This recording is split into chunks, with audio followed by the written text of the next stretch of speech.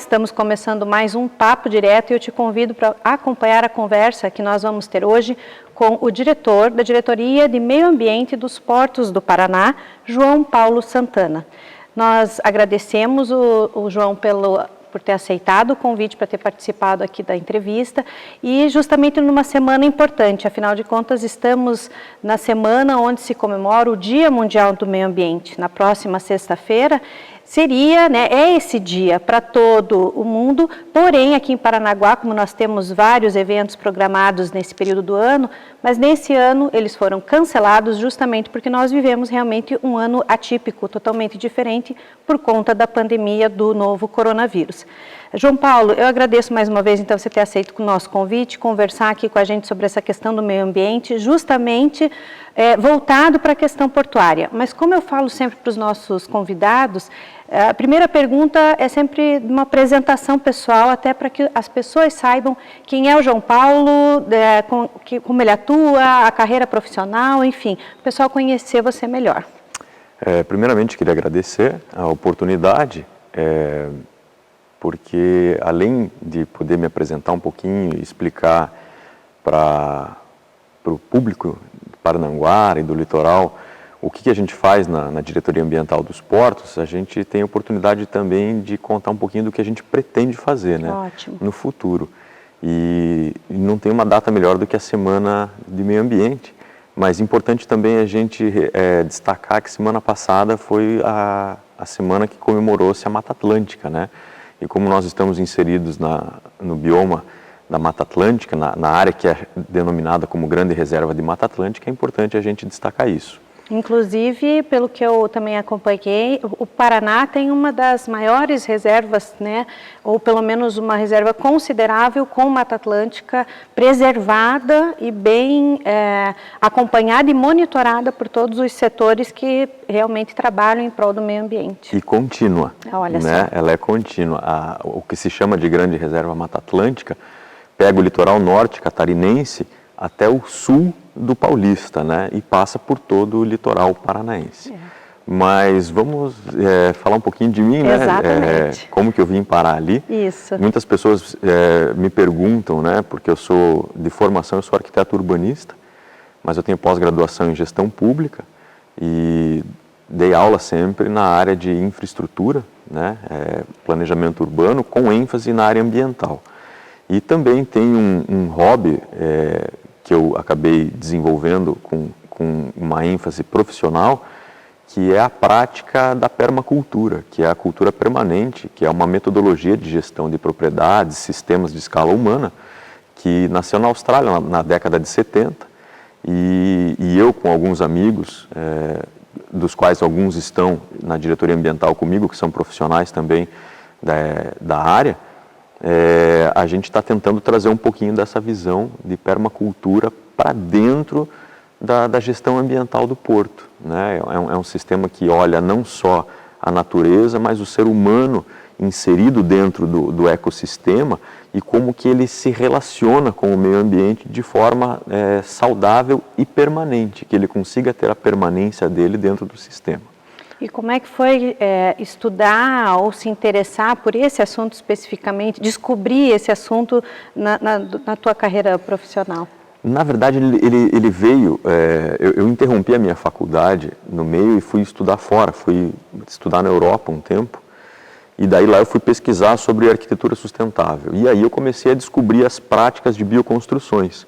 E eu vi que o público que mais estudava e aplicava a bioconstrução não era o público da arquitetura ou da engenharia ou de uma área ambiental, era essa turma da permacultura. Que aí eu fui estudar um pouquinho mais a fundo, ver do que se tratava, e aí a gente descobriu um universo que não lida apenas com bioconstrução, mas lida também com agricultura, lida também com medicina, lida com plantas aromáticas, né? Você tem a criação de animais. Então você passa, eu costumo comparar com um triatleta, né? Ninguém pratica o triatlon do início, ele ou é ciclista, ou é nadador, ou é corredor, né? E dentro da permacultura você encontra biólogos, sociólogos, engenheiros civis, arquitetos, você encontra gestores ambientais, então é um grupo multi e transdisciplinar. E ali a gente conseguiu aprender muita coisa que dá para ser aplicado nas escalas humanas, nos bairros, nas cidades, nos portos, fazendas, nos estados, né? E como é que foi assim a vinda para o Porto de Paranaguá, conhecer essa realidade, especificamente a diretoria do meio ambiente, visto que a questão do meio ambiente ela vem realmente tendo um foco cada vez mais, não digo direcionado, ou as pessoas parece que estão olhando cada vez mais para a questão do meio ambiente, se preocupando cada vez mais e realmente buscando essa interação entre a questão urbana, e ainda mais em Paranaguá, quando tem essa questão da zona urbana ser tão afetada pela questão portuária enfim, há toda a preocupação também, porque não é só a questão do porto ali, a gente imaginar na parte terrestre aqui, entrada de Paranaguá, até a estrutura do porto propriamente dito, mas tem toda uma questão com relação à vida marinha, com relação às comunidades insulanas, aí tem uma série de interferências. Como é que foi descobrir tudo isso e estar trabalhando com toda essa diversidade? É um caldeirão, né? É verdade. É um caldeirão de sopa e caldeirão daqueles grandes, né? Porque você tem muita informação. Muita informação, é muito dinâmico o que acontece, o processo, né? E foi algo, eu digo assim, extremamente gratificante. Eu faço com muito prazer o que eu faço ali. Primeiro eu vou responder para você do ponto de vista urbanístico, né? Que é a minha, digamos, formação maior, meu guarda-chuva, né? A relação porto-cidade é algo muito antigo em qualquer lugar do planeta onde tenha porto, né? E Paranaguá não é diferente. É difícil você conseguir definir o que veio antes, se foi a cidade ou a atividade portuária. Independente se nós estamos falando do Porto Dom Pedro II lá ou se aqui na Rua da Praia, quando acontecia antes, né? Então, essa relação entre porto e cidade, ela vem desde sempre, né?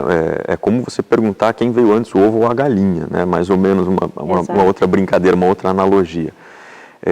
E essa relação, ao longo de toda a existência humana, ela sempre seguiu aquilo que os seres humanos acreditavam no espírito daquele tempo, no zeitgeist daquele tempo, né? E agora, chegou num determinado momento, que eu vou fazer um comparativo com a Ilha do Mel. A Ilha do Mel tem uma capacidade de carga, a gente sabe que tem que chegar lá, tem um limite de entrada de pessoas, acima disso você vai saturar a infraestrutura da ilha, você vai sobrecarregar os sistemas, você vai ter problemas. O planeta é a mesma coisa, o planeta ele tem limite, né?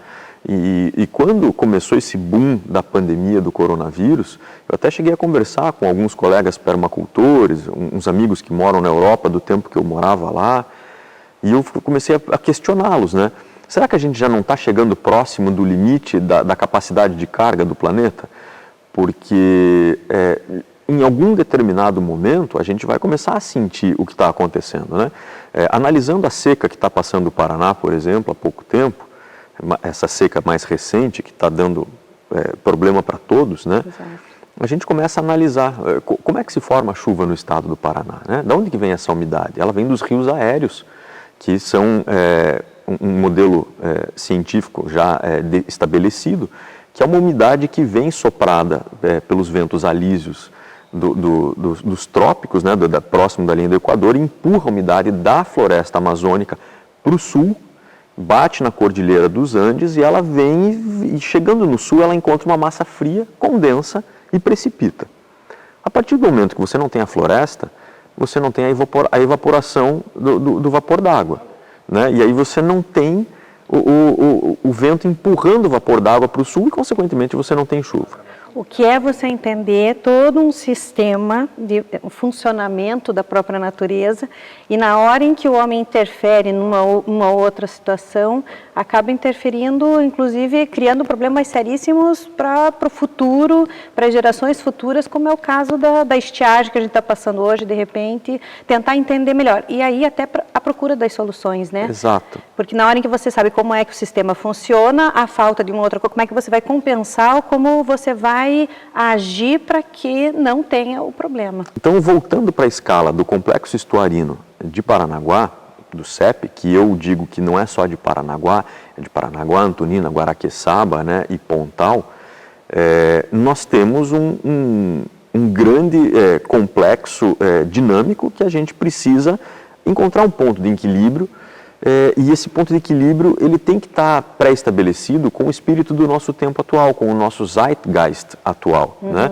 Que é a preocupação com o meio ambiente, com os seres humanos dentro, inseridos e se vendo parte desse meio ambiente, e como que eles vão conseguir dar continuidade na odisseia humana sobre a Terra, né? Então nós precisamos encontrar o ponto de equilíbrio da atividade econômica, da atividade social, da atividade ambiental, da política e da cultural.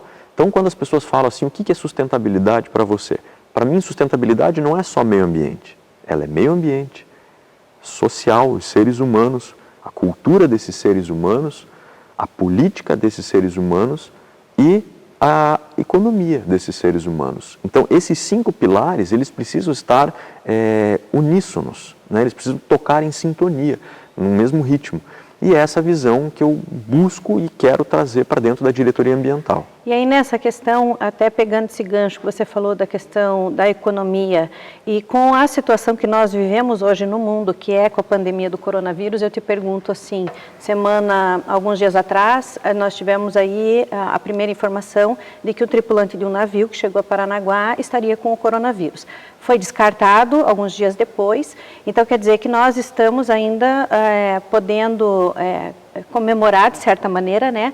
Porque a atividade portuária não parou, mas houve toda uma preocupação nesse sentido, né? Como é que você precisa estimular o isolamento social, incentivar, dependendo do local, até exigir que tenha esse isolamento, enquanto tem uma atividade como a portuária, como na nossa cidade, em que ela continuou fluindo.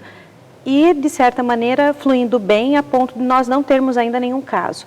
Na questão, porque o giro do porto, ele realmente tem uma interferência muito grande em vários aspectos, inclusive na questão econômica. E eu acredito que talvez a cidade estivesse sentindo ainda mais economicamente falando se o porto tivesse parado, o que não aconteceu. Como é que você avalia nessa questão de meio ambiente, voltando assim até essa questão de saúde, como você disse, né, essa capacidade multidisciplinar, essa forma também do porto acabar realmente influenciando em vários aspectos, nessa situação de que pelo porto, graças a Deus, ainda Paranaguá não tem nenhum caso de coronavírus confirmado. Exatamente. Primeiro eu queria deixar claro que mesmo que venha a ter um caso de coronavírus por um tripulante, as nossas atividades não vão parar. Por que eu afirmo isso com muita calma, com muita tranquilidade? Nós já explicamos antes, né, para outros veículos de comunicação, o porto possui um protocolo, né, de atendimento a emergências em saúde pública. Então, isso aconteceu quando estava o ebola na África, né, e agora a gente adaptou o nosso protocolo também para o coronavírus. Sim. E fomos o primeiro porto do Brasil a fazê-lo e depois fomos copiados por diversos outros portos que de uma forma muito amigável nós cedemos para eles, né, como é que a gente estabeleceu os nossos procedimentos e depois fizemos uma grande operação também para combate à disseminação da doença, né, que porventura pudesse chegar a Paranaguá através ou do pátio de triagem de caminhões, isso, ou através do acesso de todos os trabalhadores portuários que acessam a faixa portuária. E ali nós fizemos uma operação com diversas ações que juntas deram segurança para todo mundo. E João Paulo, vou te pedir até para a gente entrar nesse detalhe de como é que essa operação toda funciona. A gente vai conversar sobre isso no próximo bloco, entender como é que os portos de Paranaguá implantaram essa nova forma, essa sistemática, ou melhor, até conseguiram melhorar aquilo que já vinha sendo realizado, mas juntando as novas formas de combate ao coronavírus. Primeiro, Papo Direto termina aqui esse primeiro bloco, mas a gente volta já com essas informações e mais informações, inclusive, sobre os projetos que os portos de Paranaguá têm na questão do meio ambiente para a cidade e como eles são realizados e quais pessoas são atingidas e beneficiadas com tudo isso. A gente volta já.